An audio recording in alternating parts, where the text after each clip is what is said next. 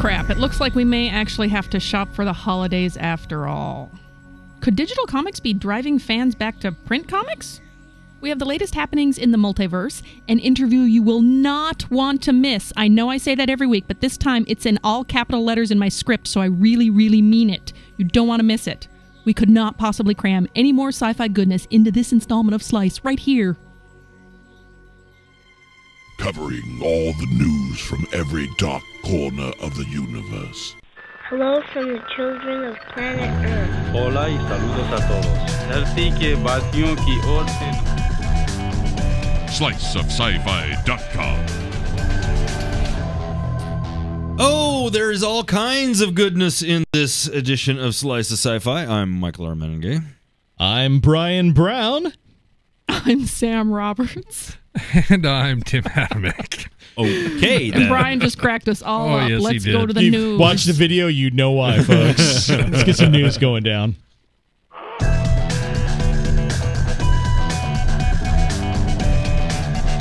Your news team is next.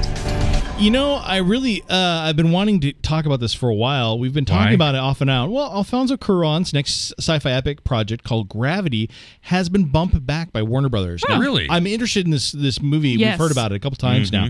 The movie is part of the studio's new release strategy, according to Hollywood Reporter, that sees the film's release delayed until 2013 of all times. Ooh. Wow.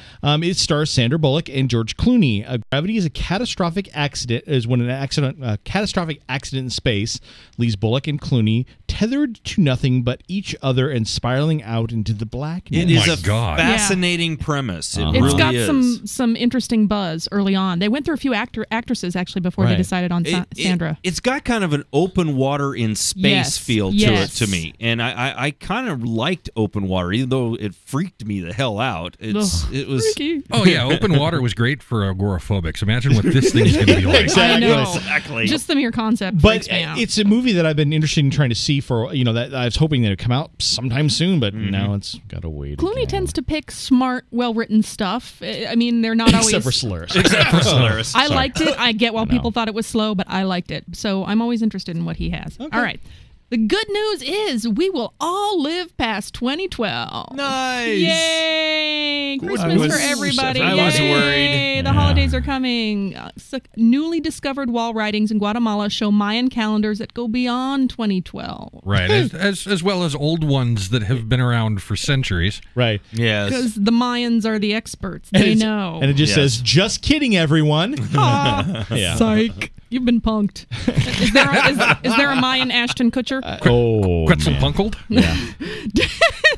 That was funny, Tim. Discovered in the ruins of Shultun, the astronomical calendar was unearthed from a filled-in scribe's room. With about 7 million Maya people still living in Central America today, the classic Maya civilization of pyramid temples had collapsed there by about 900 AD, leaving only a few birch bark books dating to perhaps the 14th century as records of their astronomy until now.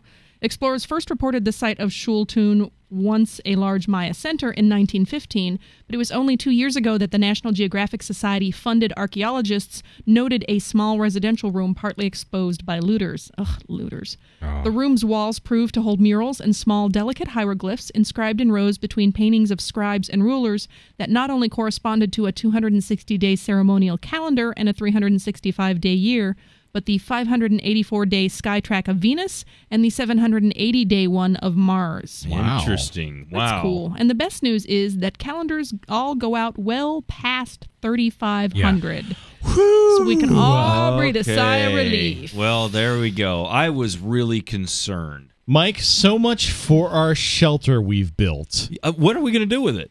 We'll figure out something, I'm sure. How about we A fill rave? it? Let's fill it full of water and throw a pool party. There you go. Brilliant. Oh. So many thought that the move towards digital comics might be the death of the print comic book industry. No. But IDW's president and CEO Ted Adams disagrees. Adams says the digital comics have had no negative impact on the sale of print comics and graphic novels. That makes sense. Set up from the insignificant revenue from the digital in the previous year, Adams revealed that the newer medium is now making almost exactly 10% of its equivalent direct market revenue. He said, there's no question at the point that selling comics digitally is definitely not impacting print comic book sales. If anything, could we make the argument that the success of digital is driving more print comic book sales? The correlation at this point is that the increased digital has resulted in an increased print. Right. Whether or not that is a direct correlation, I don't know how you'd even figure that out. Hey, I print comic books. I'm not a mathematician. I didn't say that, but he said, I can say with no uncertainty that our increased digital revenue has come at a time when we've had to increase comic book sales. IDW's direct market sales were up 25% over the last year.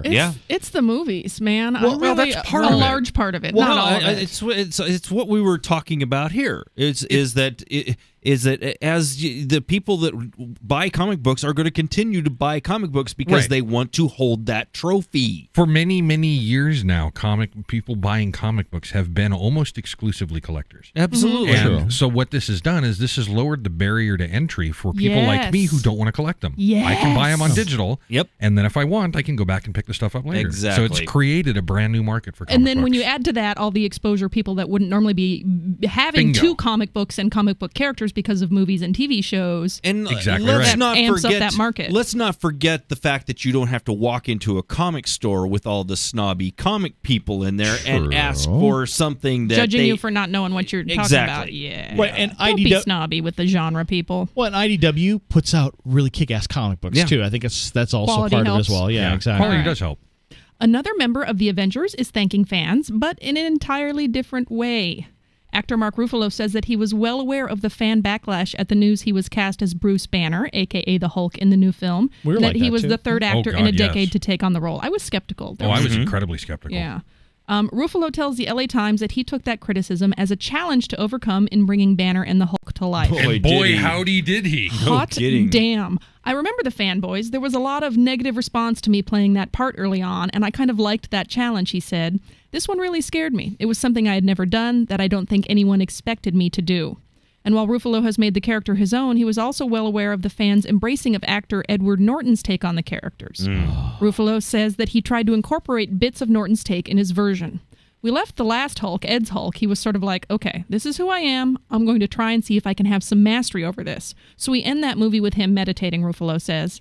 He's older now, and he's been on the run his whole life, and he's tired of fighting. He's got a world weariness and a joyful participation in the sorrows of the living. He's an older Bruce Banner, and he's kind of coming to accept his fate. I love you, man. I love you. Yeah. Fantastic. That's a good one. I don't think we can have time to really get into this next story, but maybe we might address it later on. Yeah, Okay, maybe we'll see. so. Because I want to get to Multiverse. Yeah, I understand. Let's go Multiverse. This is the Neutron Media Network. What are you doing out here? Playing is not allowed on the school grounds except during recess. But school hasn't started yet. You look a mess. You need to comb your hair. There's a rip in your blouse and your shoe is untied. An old man bit me and now I don't feel so good. An old man bit you? Nonsense. Don't tell lies. Now run along and make yourself presentable before class starts. Yes, Miss Wazowski?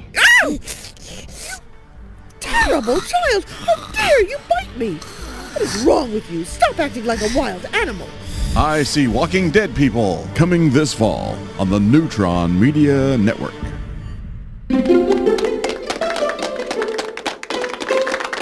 Welcome, everybody, to another edition of The Mating Game, where our lovely mating game babe Hi. will choose between poser number 1, Hey, babe, how you doing? poser number 2, Hi. or poser number 3. Hello? How would you show a girl a good time? Well, I don't want to brag, but I get really good wing. I have a fascinating collection of mycelium spores. Roses, dinner, and a movie. I'm a bit of a traditionalist. What do you think of an interspecies dating? No problem, my ex is a pixie. I mean, I wouldn't go out with a gnome, but who would? You shouldn't use the G word. It's not PC. I think all sentient beings should be judged as individuals and accepted or rejected on the basis of their personality and not the species they were born into. You would. What's your favorite music? There's this hot little jazz combo, the Sweet Leaf Swingers. They're really cool. I enjoy the mathematical concepts behind many of John Cage's compositions. 4 minutes 33 seconds is actually my favorite. I'm fond of the fairy dust twins. Now, it's time for the big decision. Well, mating game, babe, do you choose poser number 1, poser number 2, or poser number 3? I choose poser number 3. What? But he's a gnome. That just ain't right. I mean, you passed up me for a gnome? What kind of girl are you? Thank you, everyone, and tune in again next week for the mating game.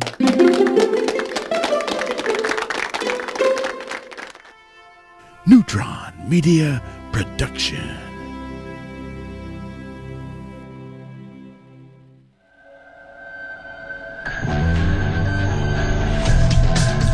And welcome back to more of Slice of Sci-Fi. I'm Michael Armenenge. And I'm Brian Brown. Folks, we have more people who are going to be at Phoenix Comic Con. Mm-hmm. But not only that, we have one of our favorite people on the line. It's Salli Richardson-Whitfield.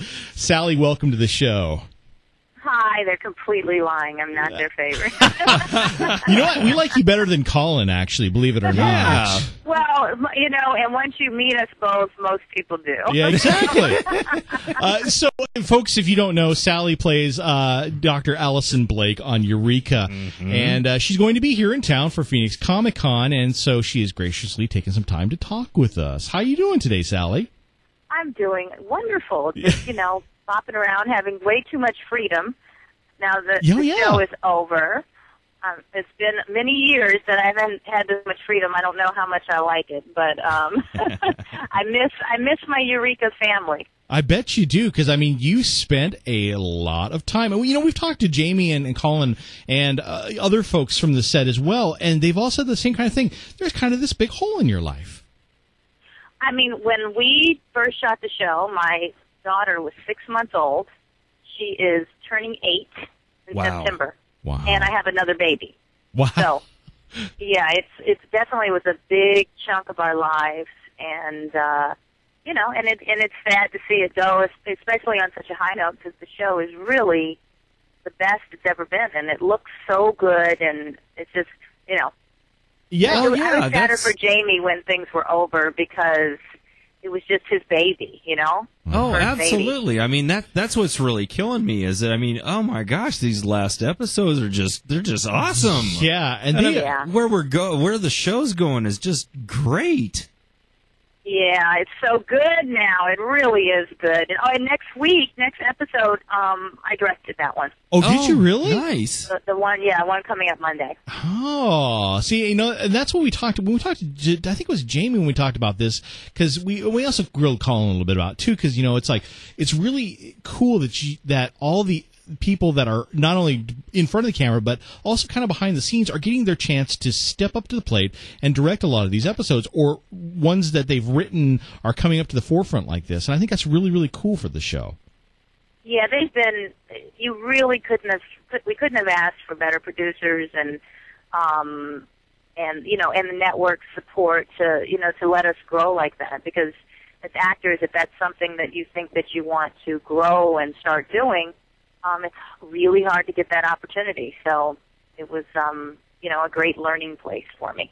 And let's talk about the evolution of the show. I mean, it is just phenomenal how far your characters, and especially yours, have grown over the since the beginning. The reset of the show, and then the new incarnation of Allison, which has just been fun to watch all the way around, and it's just great. I feel like I'm losing part of my family. Yeah, it's true.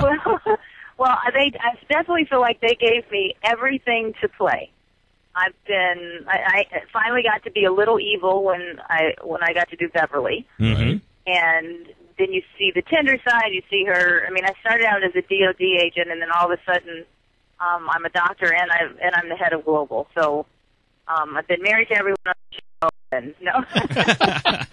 Except for Fargo. I don't think you've actually been married to Fargo. No, not anywhere. Fargo. Yeah. Definitely. But he is my secret love. Fargo is actually, that is my favorite character on the show. I love Neil. Yeah, Neil's a great guy, too. He has, out of all the characters, Neil has grown the most out of everybody. His character definitely has. Definitely. I always thought that he should have his own show. He definitely needs his own show The on Fargo Sci-Fi. show. He's just such a great, quirky, character. Yeah, and and then we also you look at the characters of actually you look at all the characters. I mean, every single character has grown and changed and evolved, and that's such a testament to the writing staff and how well they write these characters, and then allow you guys also to bring these characters to life. Yeah, that's what good shows are supposed to do. Once you know who we are as people too, then they're supposed to be writing to your strengths, and they know how you talk now. They know your rhythms, so it should be getting better and better. And then Jamie, like I said, that was his first big show on the air, and he grew too, and the show just got better and better. Absolutely. Gosh, we're diving down the rabbit hole and geeking out about Eureka, and we're supposed to be talking about Phoenix Comic-Con. Well, so you're going to be in town, and obviously, I imagine they're going to have. I know they're having a Eureka panel, and you and Colin and Jamie are going to be on that. Yes, and then I think that I am doing Women of Sci-Fi panel. Mm-hmm. Okay. I'm pretty sure, and then we'll be signing autographs. I've only done one convention before, so I haven't done a lot of these. Oh, really? You haven't done the circuit, huh? No, I don't know. I just kind of, I think I'm the only one with kids and a family, really. Joe Morden, his kids are older. So it just was never a right time for me to do it. Mm-hmm. And then Jamie called me and said, "We're going. Do you want to go?" I go, "Yes. I actually can do it right now. So I can't wait." Yeah, it's a lot of fun, and it's really neat to meet your fans and people who have watched this show all along, and just to listen to their stories and how your show of your characters inspired them as well. No, it's going to be, like I said, I've done one before, and some of the work these people had done on their costumes. I mean, really wonderful stuff. And people are just generally nice and just really happy to be there, and you have to respect that. Oh, that's the one thing that I have over the years. I've been doing this over 10 years now. I've been doing this, and the thing that never ceases to amaze me is the quality of people that are the geeks and the fans of sci-fi. It's just phenomenal. And you really have to be a part of it to get it. Because, Mm-hmm. People like to make such a, light of it and make jokes about people going there. And it's just because they just don't get it. Oh, and they can't see that these are just people who are bankers, people who just have everyday jobs who can have a second and really enjoy a show that they like. And, you really have to be there to get it. I agree. Yeah. So, Sally, what are you going to be doing now? I know you've had some other projects down the pipe. Can you talk about any of them? Well, I've done a few episodes of this new show called Newsroom that Aaron Sorkin is doing on HBO. Yep. And he only did 10 episodes. I did 2 of those. I just saw that on the previews, and it looks fantastic. And I saw that you were in there and went, "Oh, I got to watch it just because it's Sally." It's pretty much me doing some guest spots. I shot a short film, directed a short film right when I got back from Vancouver, and I've really been focusing on directing more. And like meeting with a few people, like meeting on a short film that I might direct. So I'm going to do my pitch as a director for that, and then another film that I'm developing that I want to direct with a writer.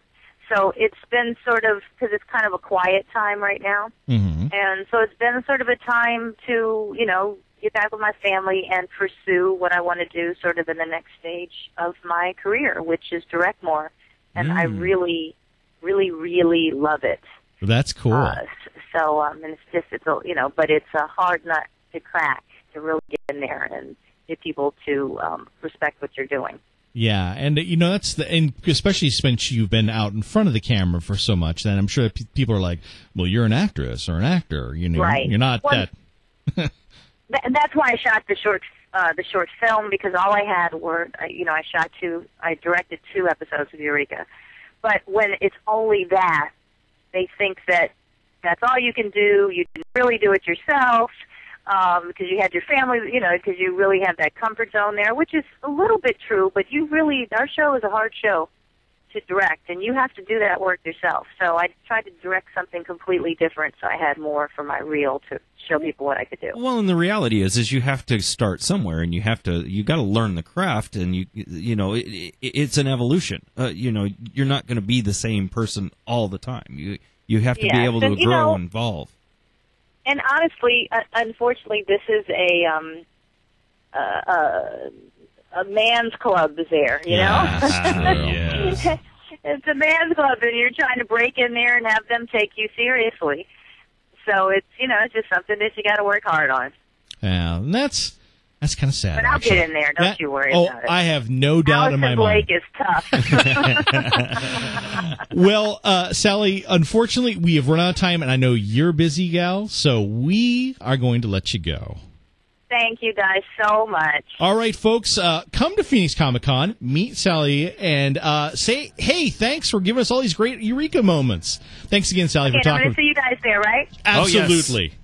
All right. Okay, good. All right, folks, we'll be back with more Slice of Sci-Fi right after this.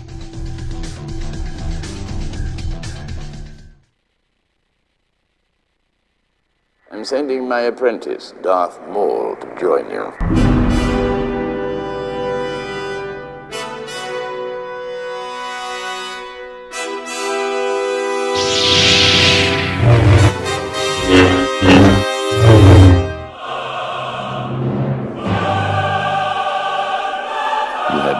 Trained, my young apprentice.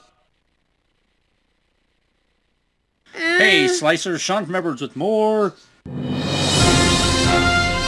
news from Flight Test Land. Spaceship Edition. First off, in space shuttle news, the Enterprise has been pulled off of the jumbo jet that it flew to New York in.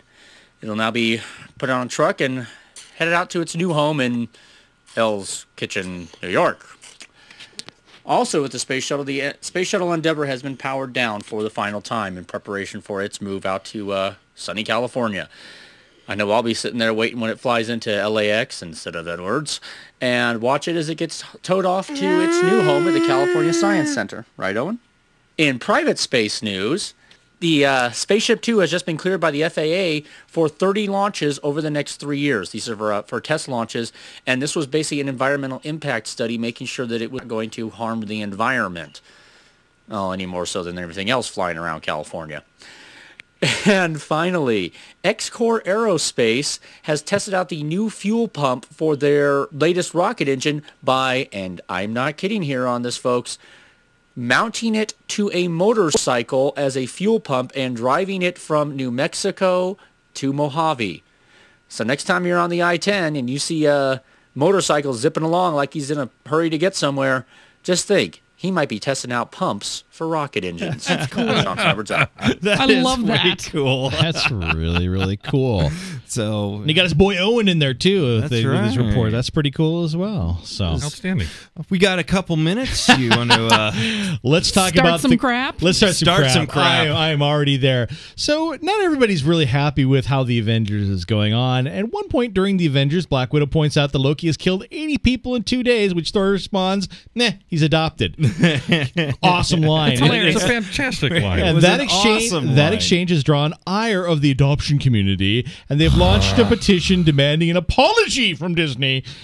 Get the hell over yourselves. This is what they say. So according to your scriptwriter, the fact that he's adopted is the reason he's a bad guy. Being adopted is not anything to be used for the butt of jokes. Marvel immediately cease adoption as a butt of jokes and issue a public apology to the adoption community. That's not even what he meant when he said it. No, it's really not. He wasn't implying adoption made him a bad guy. He was distancing himself from him because he had previously said, he's my brother. That's the joke. No, really.